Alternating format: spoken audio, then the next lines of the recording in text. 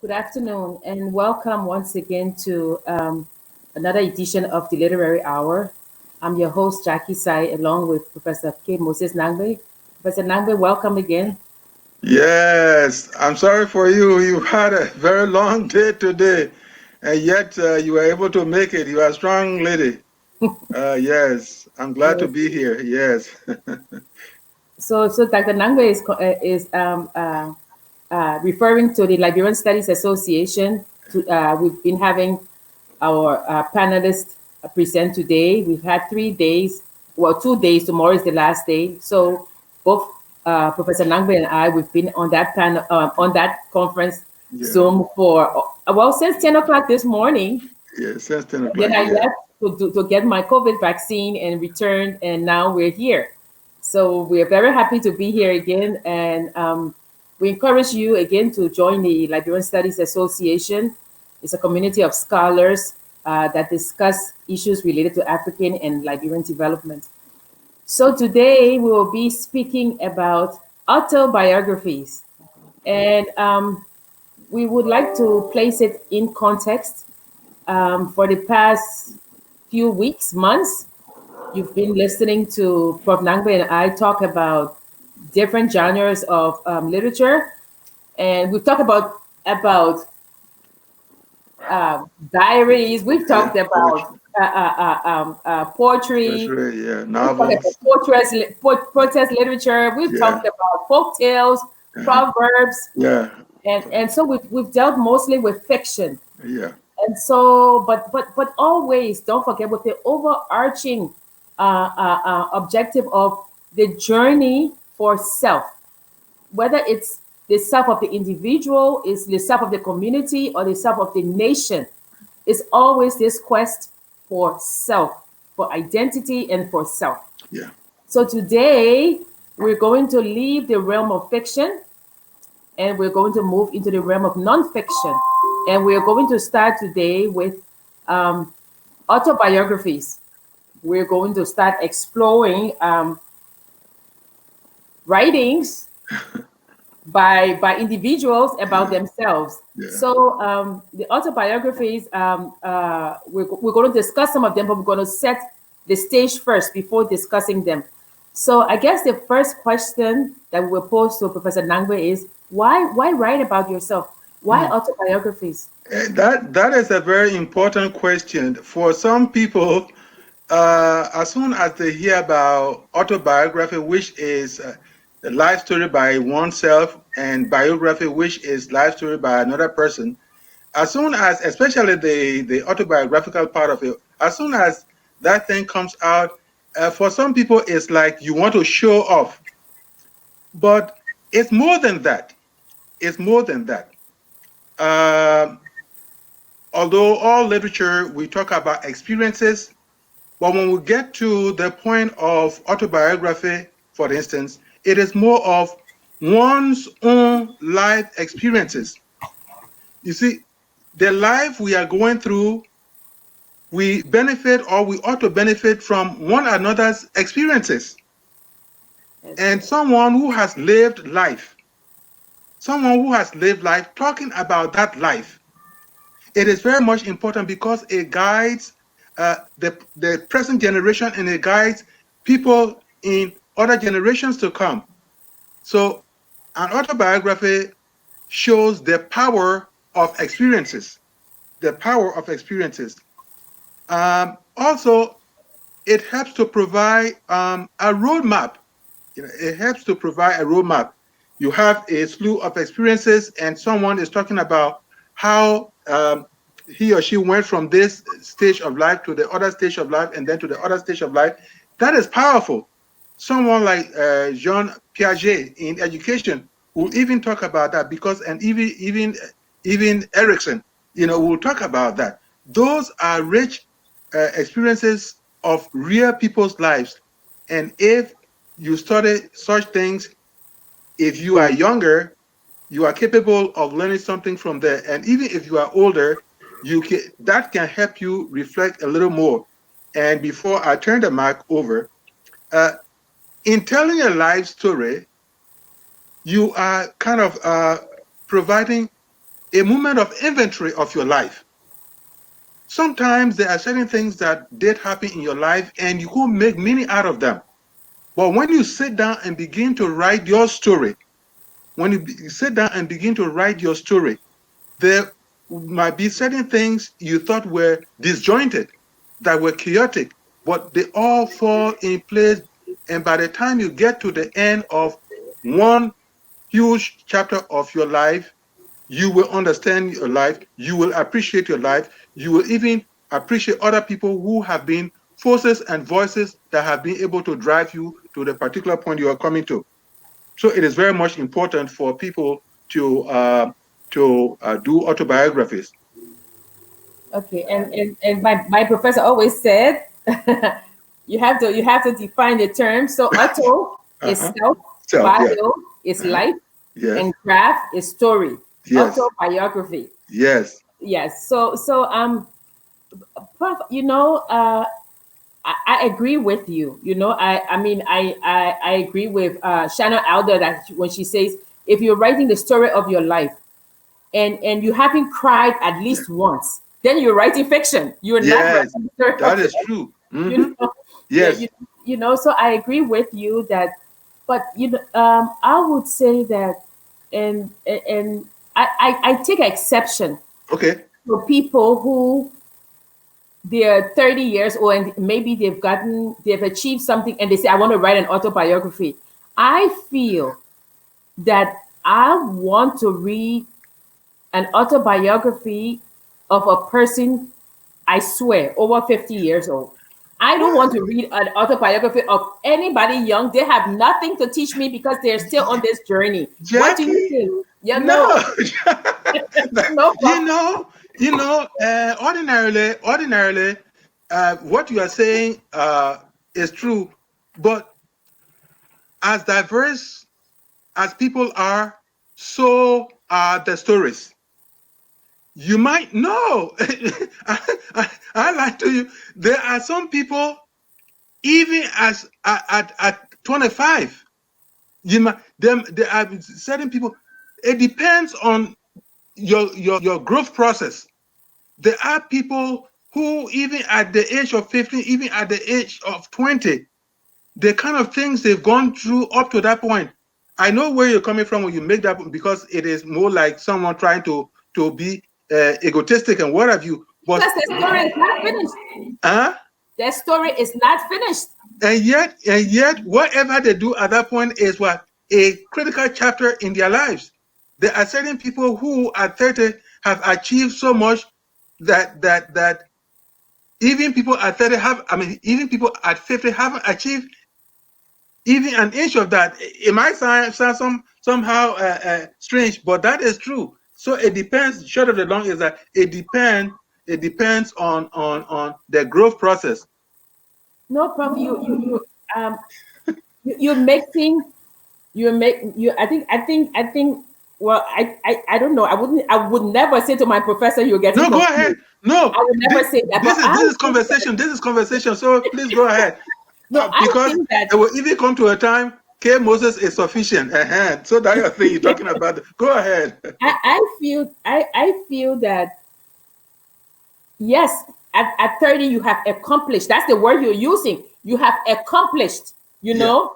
I'm not interested in accomplishment. I'm interested in the journey.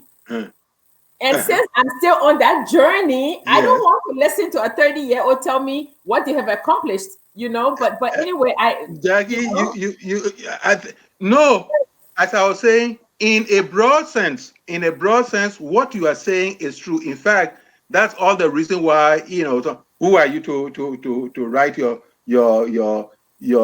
life story at this? But keep in mind, because we all don't know when we will die. We yes, all don't know when we will die. So that um, if you look at Martin Luther King Jr.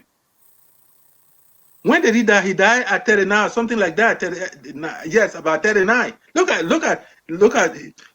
even sorry, my, uh, my camera is falling. yes. I'm happening. Look at even Mahatma Gandhi. Look at the age at which he started his protest and all that kind of a thing. So yes, the whole journey of your life is not complete, yet it is broken down into segments. Yeah. There are times that your adolescence has a story to tell that those who might not have had that kind of exciting life will draw from that. So I think we have to be very careful to have a little open mind. We might get to a point. We might get to a point and say, "Whoa, these people."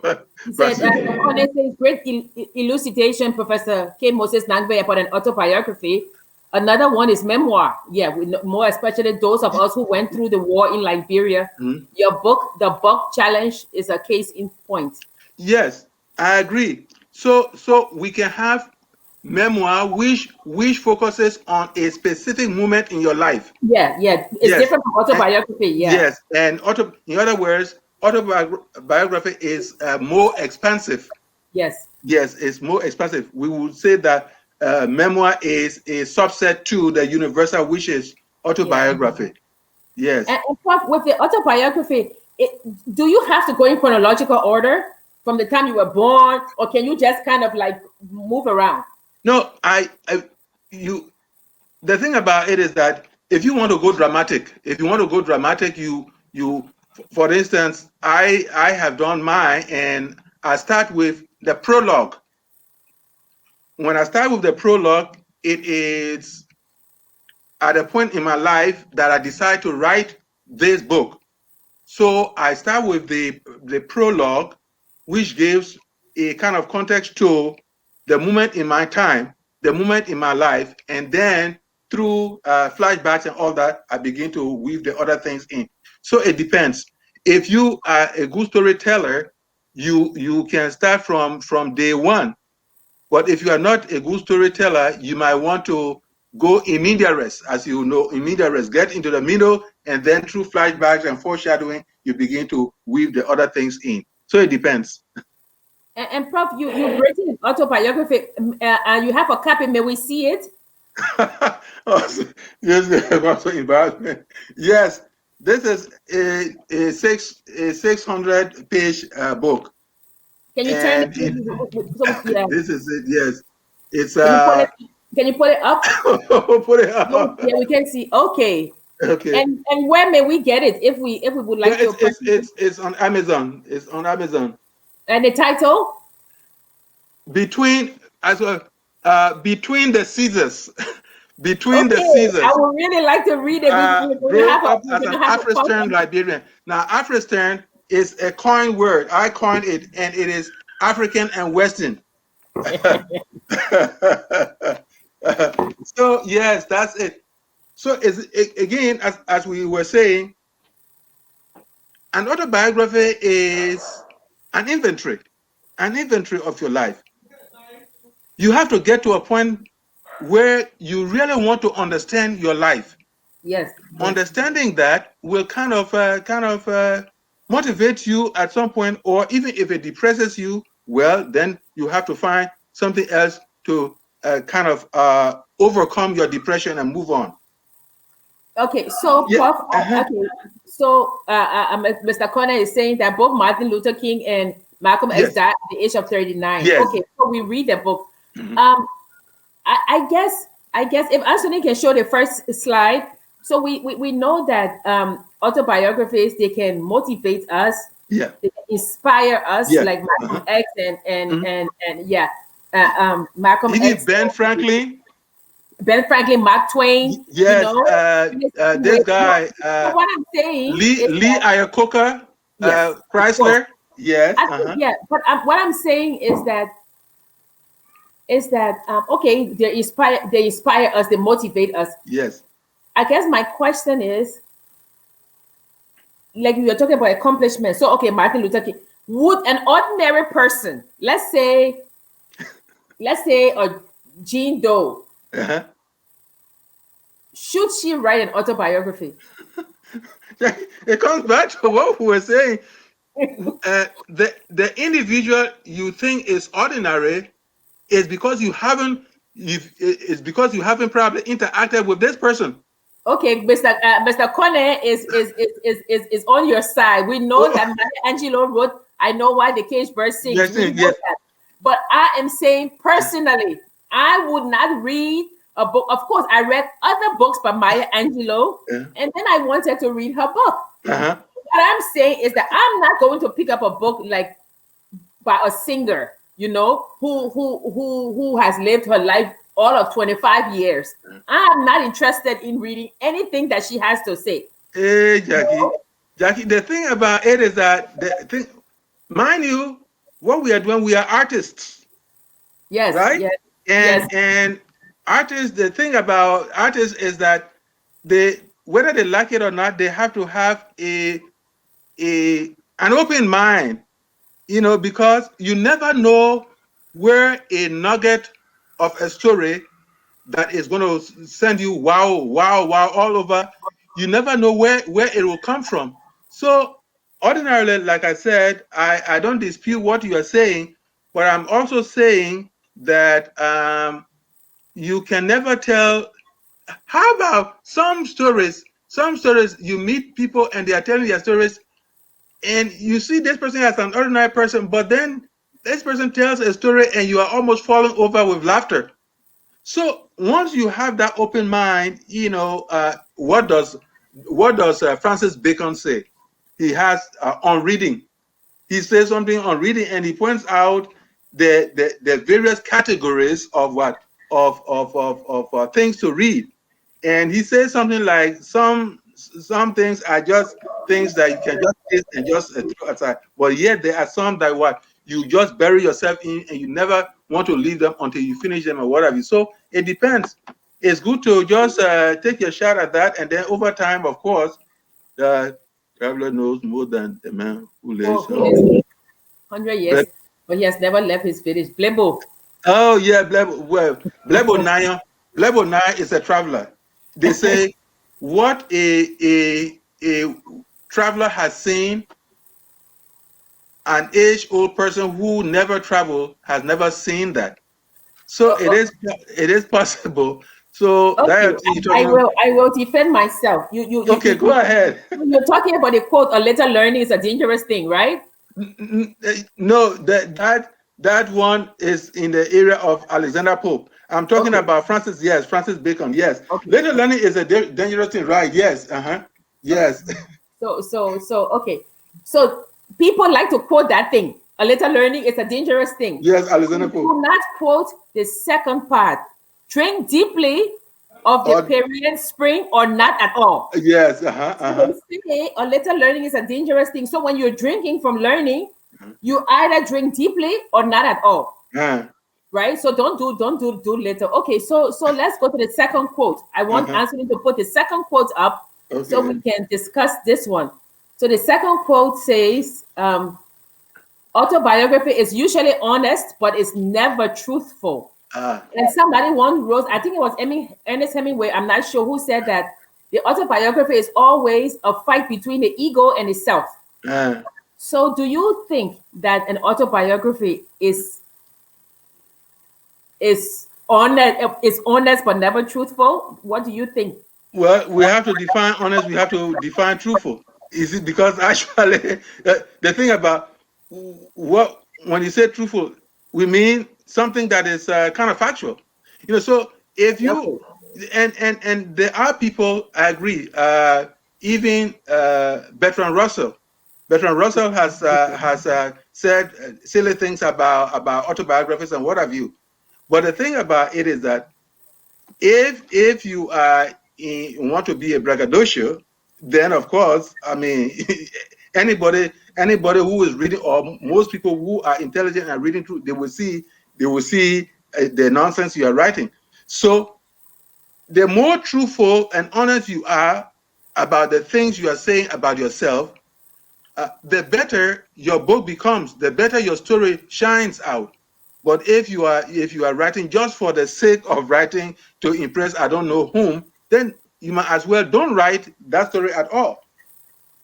So, Prof, I will ask you this question. Yes, please go ahead. What motivated you to write your autobiography? Okay.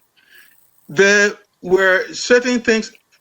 First of all, anyone who will read this and see my upbringing will know that at an early part in my life, I had several pins that it got to a point where for me to come to this level, I wonder, so if there are certain things at a few stages in your life that you think had been monumental and you want to like document them, then of course it's a very good thing. And then when the war came, Jackie, you should have seen me. If you saw me, you would say, well, it is just a skeleton in that corner that's not human being, until I will lift my head up and say, oh, sorry, that human being over there now. You could just stand by me and read and count the ribs and so many things that happened to me. The idea that I was going to break through all that and get to a point, it was something of not in my wildest imagination. So the question is, what painful thing or what painful set of things has happened in your life? How do you think that that is a testimony to the human resilience? What forces and voices drove you to the point of where you are? So an autobiography is also a moment of gratitude, a gratitude that comes from remembering people that have put their hands around you, people on whose shoulders you rode to a particular point. So you have to, coming back to the point, you have to really understand why you want to write it. If you want to write it just because you want to bluff, just because you want to a kind of think that you are on top of the world, then that is not a genre you want to participate in or you want to kind of pursue.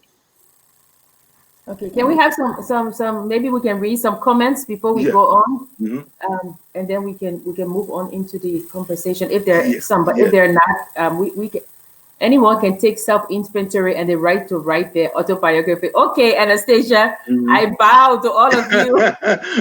Thanks, Prof. Help me brush up my crew. Okay. at least you got Blebo. Professor Dr. Salif says, Jackie, how old do you want the individual to be in order to certify knowledge equality? I have problem with your perception. I'm working on mine. I'm through almost. Hope to present it scholastically. Dr. Salif, I will read your autobiography. Yeah. I am talking about the 25-year-old who want to write. Anyone who Uh-huh, goes through uh-huh. war should write. Okay, I am beaten but unbowed. I'm That's bitter. I'm No, unbowed. no, you should not, because as I said, you have a point. It's not something that we can so easily set aside completely. There are people who go even to 50 years and yet don't have the kernel of a heat, the kernel of a heat to say, well, I am going to read this person. And yet there are other people who are 20 and what have you have had lives fire burned them so well that if they tell their story, you will look at Helen Keller, for instance. Look Yes, at Helen Keller. yes, yes. So it depends. It depends really. I would tell you, maybe keep your door, your metal door ajar. Keep it keep it So ajar.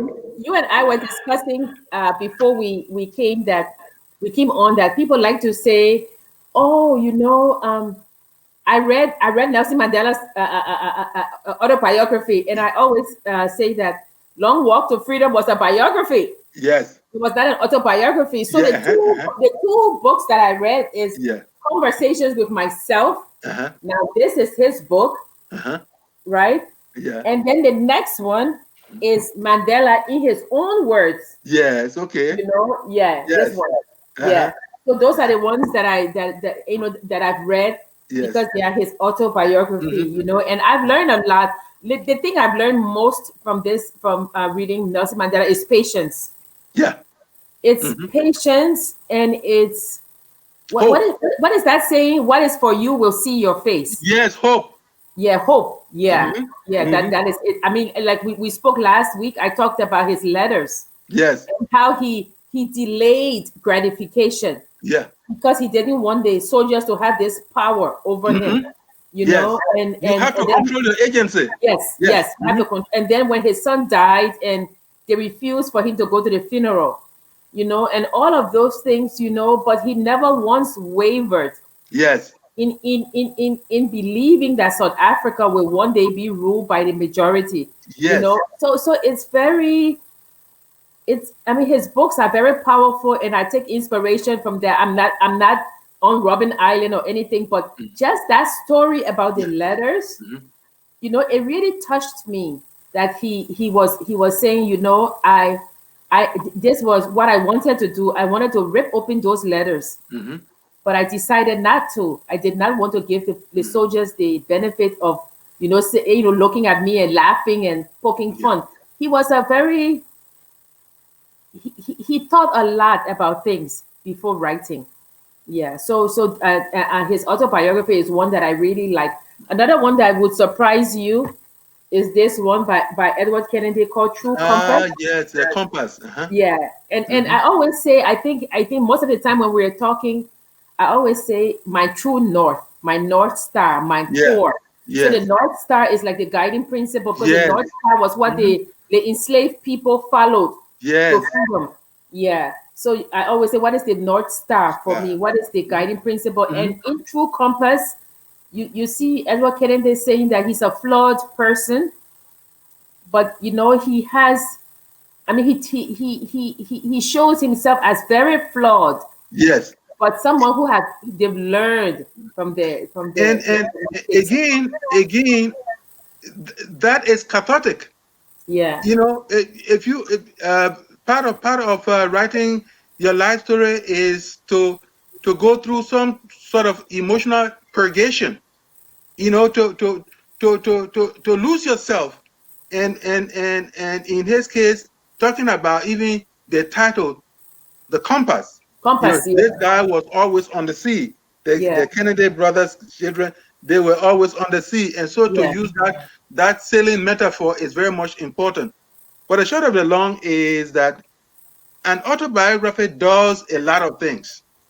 One of them is this thing about purging whatever emotional feelings. When I was growing up, I got to a point I was a little angry fellow. I was a little angry fellow, and anyone who reads my work will find out why I was often angry.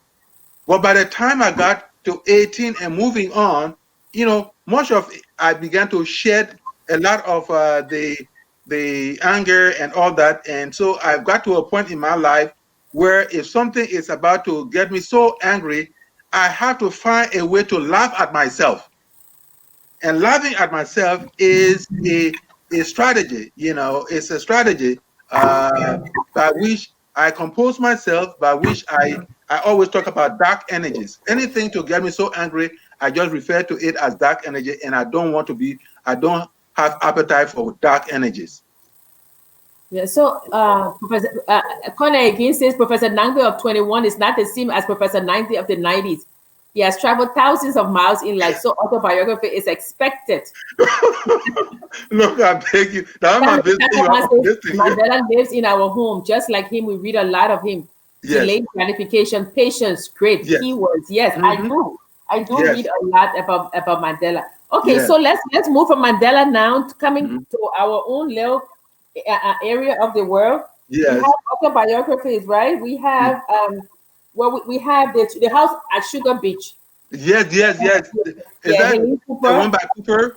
Yes, Helena Cooper, yes, yes, uh-huh. yes. And again, like I was saying, if you are honest, if you are honest with your readers, she tells a story about the life, the kind of opulent life she lived coming up, and how those who were wards living with her family, how they were treated, and other kind of a thing. Yeah. That is the authenticity that people want to see.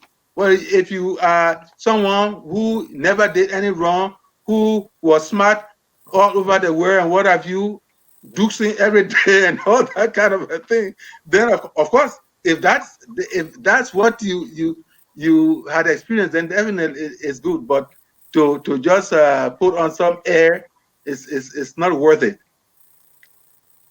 Yeah. So the next one is, I will say, is what is it? Lehman Bowie's Okay, A she wrote a Mighty Be book. Our Cars. I mean, I don't have it because I lent it to a friend of mine. But what? Okay. Yeah, but that's another book. Okay. Yeah. She, And she, and she, and then you're she. going to tell us about Victoria Talbot Lifted Up. Oh yes, You read that book, so can you please yes. tell us a little bit about it? As I was telling you, when I read that lady's book, Lifted Up, this is no drama. I wept, especially where all this time, from the moment of the coup to several years, I mean 2 or 3 years, and then one day when Doe went to give the redemption day message, it was because all the time he had been putting the lady under the impression that A.B. Toba was still alive. Every time he would go there, and the lady would forget about how her husband died, but she would embrace him like this. They could be my son. And all this time, he had not told the lady that A.B. Toba was dead. So this day, when that guy went up there, it must have been the third, either the third or the fourth Redemption Day anniversary. Yes, that's when Doe said that, you know, some fully men went in the place there and killed the boy. And she describes, it was like, just catch me and kill me as well. She rolled on the floor. She virtually rent her whole clothes and all that kind of a thing. That anyone who hasn't read Lifted Up should really get a copy and read it. Especially, that part, and then, a day after, because when they caught them and put them somewhere else after they killed Tobo and what have you, they put her in some virtually rotten room. And remember that the lady who had known herself, she was in the filth and the froth for an entire day, until some other people had to go there and say, my people, let it be so now. Let the lady, just let the lady, let her go and clean up now. That's one of our respectable women in this place here. Not because now, oh man, that lady went through things, man. Okay, let me juxtapose it with the house on Sugar Beach. Okay. Yes. I didn't see that quote, but okay. So I guess my question then would be, how honest should you be in an autobiography? And I will tell you why. Okay. When Helene Cooper wrote The House at Sugar Beach, right?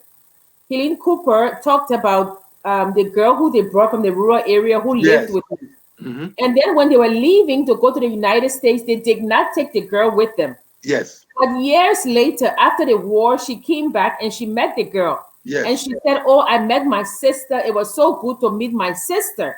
Mm. And there were a lot of people who said, first of all, your opulent life Yes. before was not what we went through. And second of all, you had the money and the pull that you could just fly out during the war. Yes. And then if this girl is your sister, why didn't you take her with you? Uh, Why did you leave this girl to go through the war? The yes. war ended, and now you're back and you're saying, "Oh, she's my sister." Mhm. Now, what I'm saying is that okay, so she got a lot of flack for that.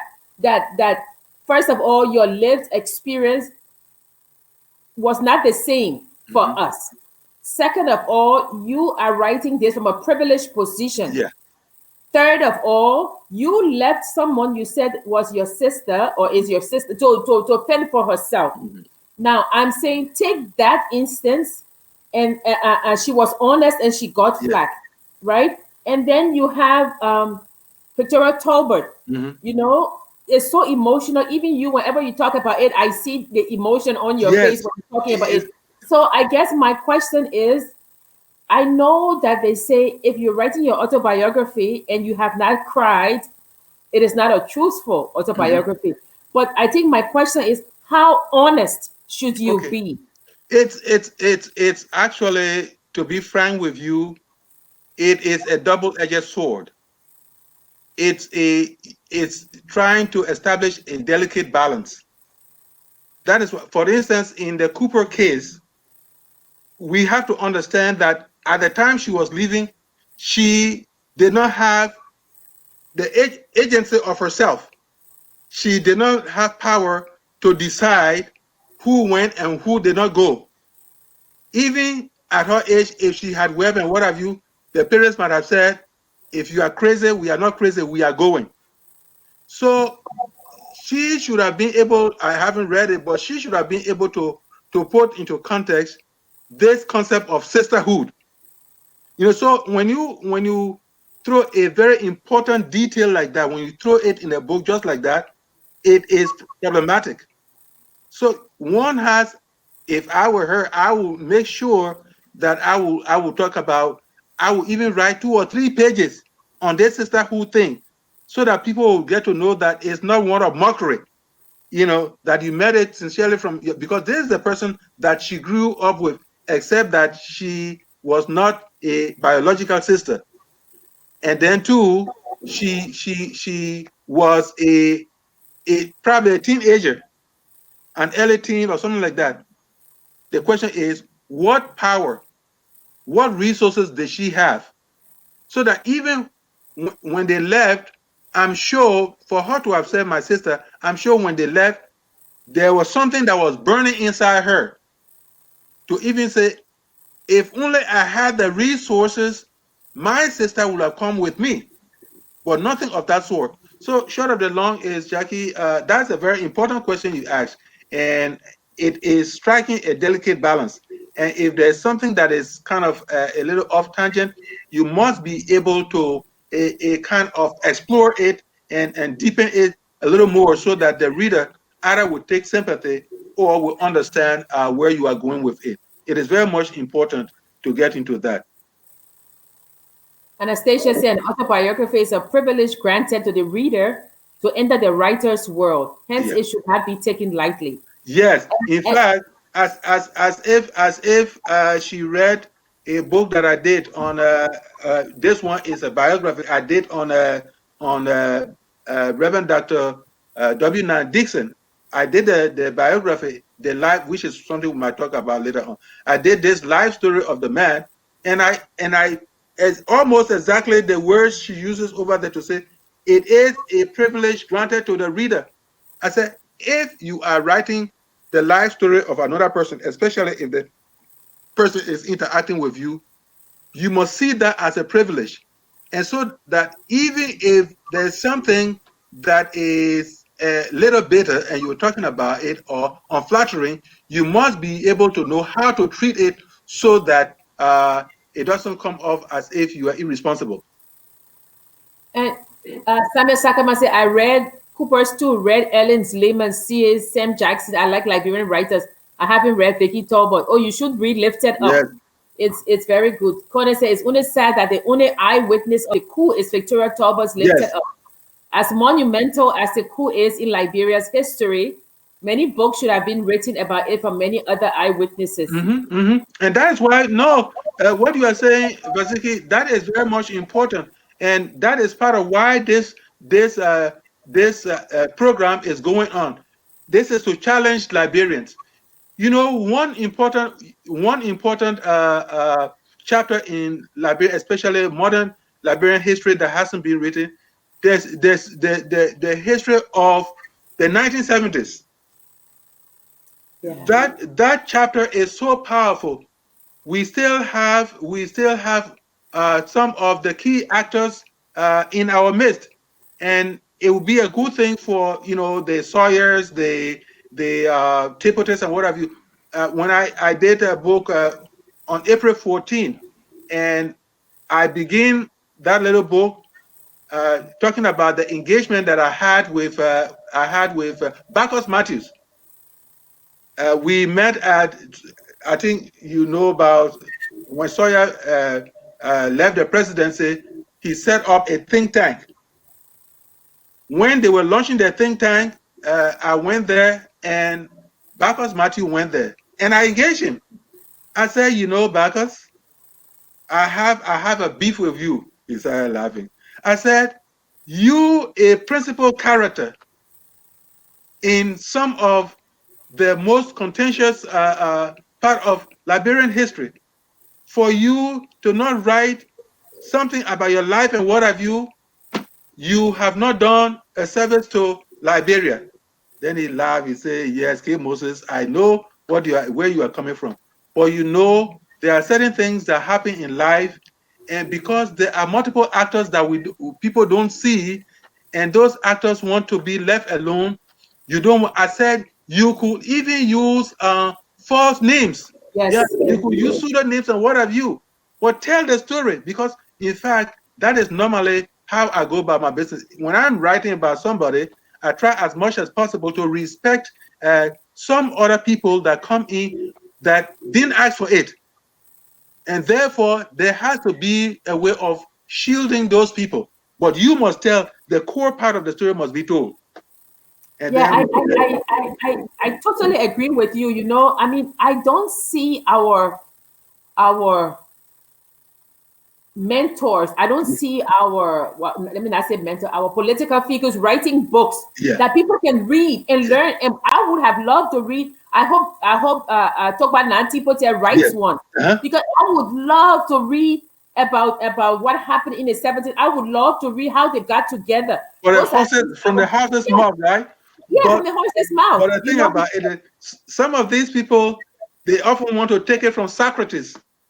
There isn't any there isn't any book written by Socrates himself about himself, whatever. His students, Plato, Aristotle, these are the people. That's what some of them tend to take over. But of course, that was a different era and what have you. They owe it to Liberia and to Liberians to tell their own story. You see, because let's face it, uh, uh, there might have been excesses in their campaigns and what have you, but the reality is the idea that these people who left from the various European and American countries, I should say Western countries, and went back home, they with their education could have joined the spoils of that place there and corrupted themselves and what have you. The idea that they decided that they wanted to stir up things to make sure that social change will come. They said social change will benefit all of us. Therefore, we cannot be party to something that will kind of set us apart from the rest of the people. That kind of selflessness, they have to tell their story. Because right now there are people who continue to say that, oh, we were all right as those bad boys who went over there, they did this and did that. But there has to be a proper accounting of this thing, and they have to be part of the group of raconteurs. And Samuel Sackerman says Charles Taylor should write his side of the story. Few years ago, I contacted then Senator Howard Taylor, Yes. now VP Taylor, and suggested this, but never heard back. I hope she is following this show. I No, it's guess you say you true. better leave me alone. But Prof, another thing is that, like, even with the presidents, right? We Uh-huh. have, I mean, people like to say, oh, don't. I mean, there's not America. Liberia is not America, but this doesn't have to be. We must have presidential papers. We must have things. We must have historical documents that we can look back on. Yeah. It seems as if every presidency is Mhm. almost like we're starting from scratch. Yes. There's nothing to build on because Again, roadmap of experiences. there's Yes. no roadmap. There's no, oh, you know how I figured this out? Let me Yes. tell you how I figured this out. Yes. There's nothing like Mhm. that. And the new field of history, they're not looking at history per se. Yes. They're looking at the patterns. Yes. Like The if patterns. this country was confronted with this thing Yeah. in the year 1810, Yes. how did they, which path did they take? And Mhm. when they took that How did it turn when they out? took that path, what happened? Yeah. So it's more of a roadmap, as you say. Yeah. So okay, this is what happened, and why nations fail. I think they call it critical juncture. Yes. What is that critical juncture Mhm. that you got to, and you said, you know what, I'm going to go this way instead of that way. Mhm. So it's often, I always feel that whenever there's a change in presidency, there's a vacuum, Mhm. and people come and reinvent the wheel. And we They, say, but didn't we discuss that 2 years ago in the other presidency? But nobody has followed on that. But I well, was going to say to Mr. Sackerman that he might approach Joel Howard Taylor again, because although I love autobiographies, I do read biographies. I have this one by Anthony Sampson, the authorized biography of Mandela. okay. I love autobiographies because I think that the writer, when they're writing their story, they're Ye- more honest. Yes. I think that if there's a middleman between you and your story, Mhm. things get left out. Mhm. You But never really get the whole story. But I am saying to Mr. Sackerman that he should volunteer, mhm. to write her, to help her write her story. Maybe it's just a matter of they don't have the time. Mhm. If they don't have the time, you might be able to help her do that. Yeah, talking about presidential papers and things like that.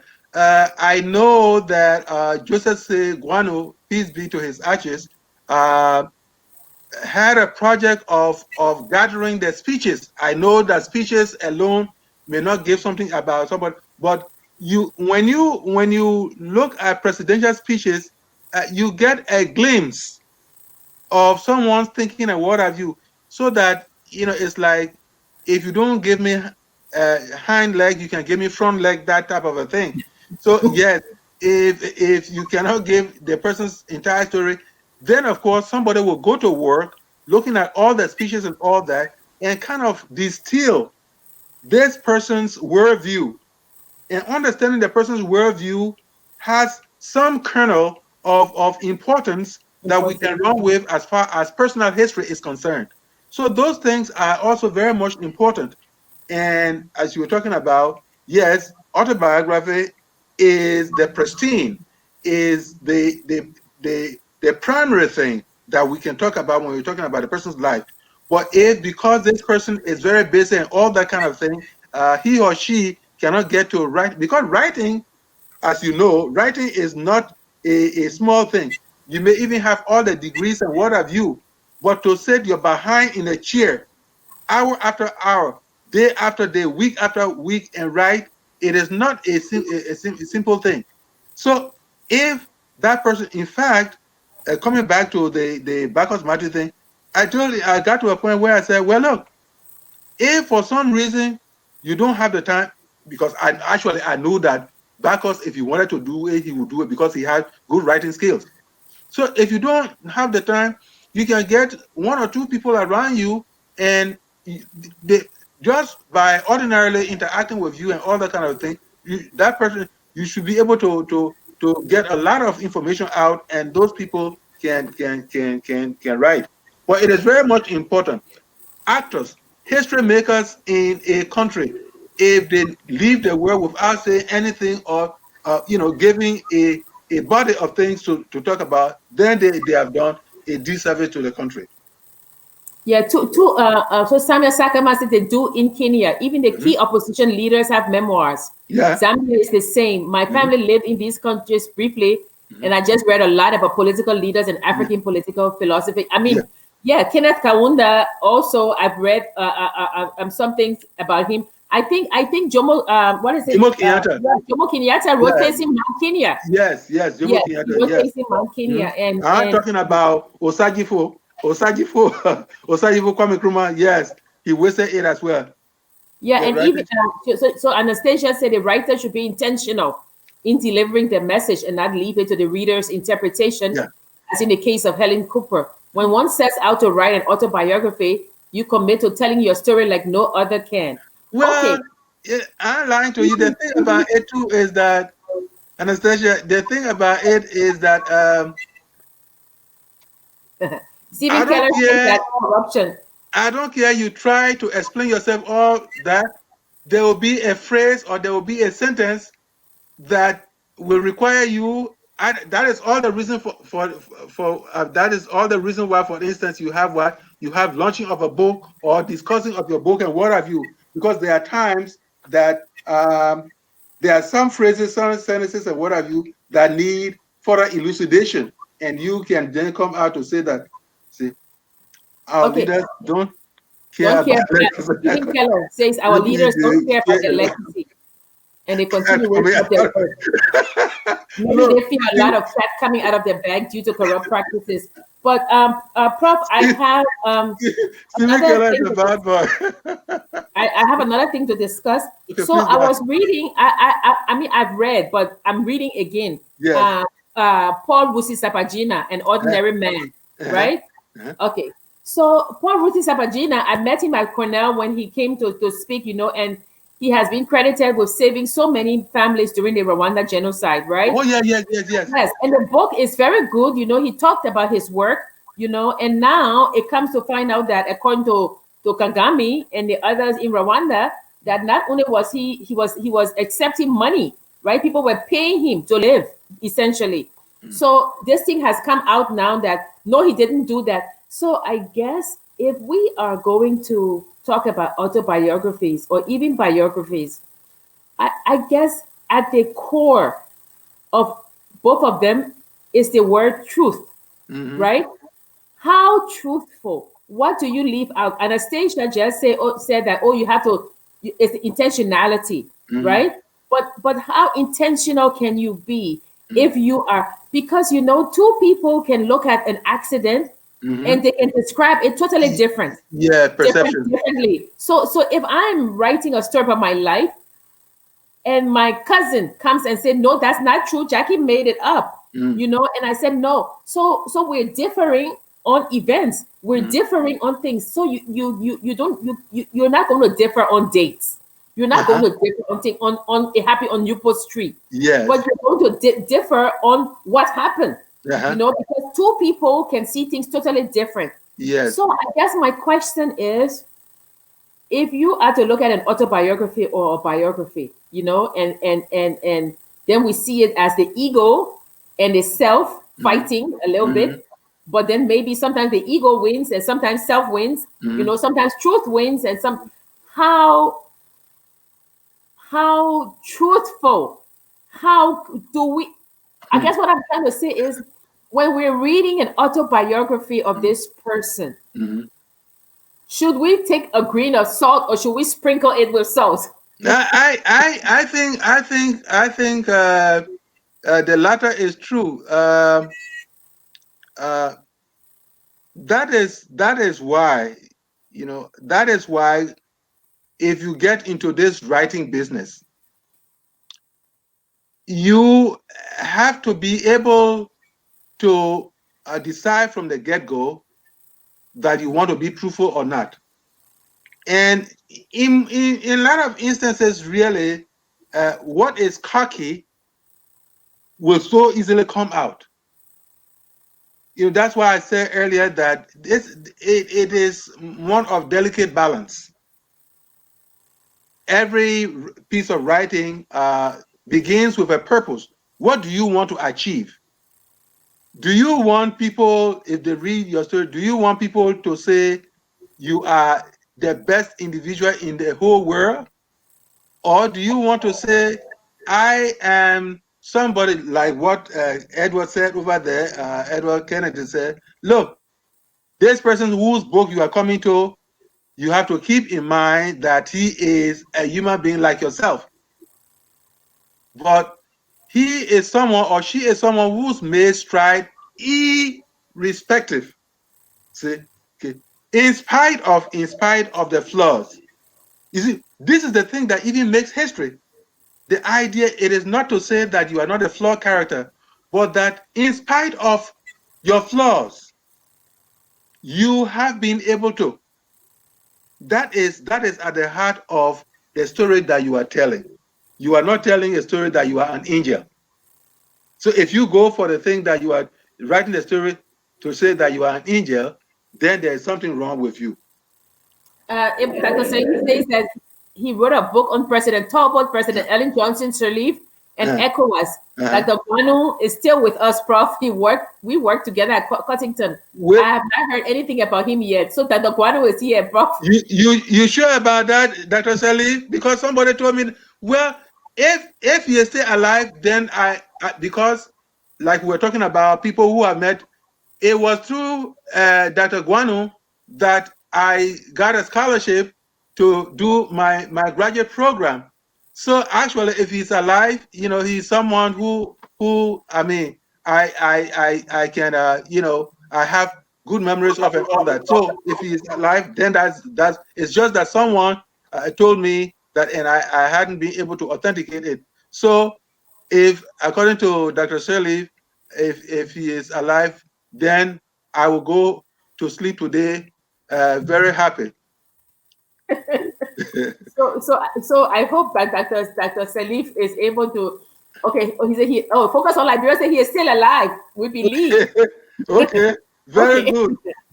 So, Great, Prof, great, great. one of the other things is that like we're talking about not offending people, right? And I keep saying that I'm writing this story about my great grandmother, Mhm. and I am going. When I say details, it's almost like life stories, Yeah. that I learned through her. And Hmm. some of the things is that we live in a community, Hmm. and there are a lot of things that happen in the community. So you're saying that I shouldn't name names, right? I No, don't think I if you should. if you well, if the part of the story you are telling is is uplifting, it's honorable or that sort of thing, fine. But if you get to an unflattering part, you simply have to say, let's call this person John, or let's call this person Jane. You can say that and move on. Then Yeah, what you are doing is that you are telling the soul of the story, not necessarily those that are wrappings. yeah. So, Prof, what would be your one of the most impactful autobiographies or biographies you've read so far? I was telling you about one of the early ones that there was this Martin Luther King Jr. It was more of a memoir, what have you. I fell for it and did. And then of course, growing up, they had to make us to read the life story of Helen Keller. Okay. Okay, so And uh, another good one is the Diary of Anne Frank. I mean, oh I know yes, it's yes, good also, but yes, that one is okay, very good. yes, yes. This Yeah. this this lady with the Jewish thing, yes. Yes, yes, yes. That's very good. Yeah. I guess one of the stories that helped me, I don't know if it's Toni Morrison or if it's Maya Angelou. One of the stories in one of their books is that I think they had come to Senegal Hmm. and when they were there, they were invited to a home. And so people were standing around. There was this magnificent rug in the middle, beautiful rug. And people were standing at the fringes of the rug. They were not standing on the rug. And they were talking, but they were standing on the fringes of the rug. And she walked in and she said, she said to herself, why are they standing on the fringes of the rug? Why can't they just walk so they will walk around the rug? She said, why can't they just cut across the rug? She said, oh man. And she just walked across the rug and she kept walking. To her mind, it was showing them you're supposed to walk on a rug, right? Yeah. She said people kept staring at her, and she just kept walking Look in at the that. in the knowledge that.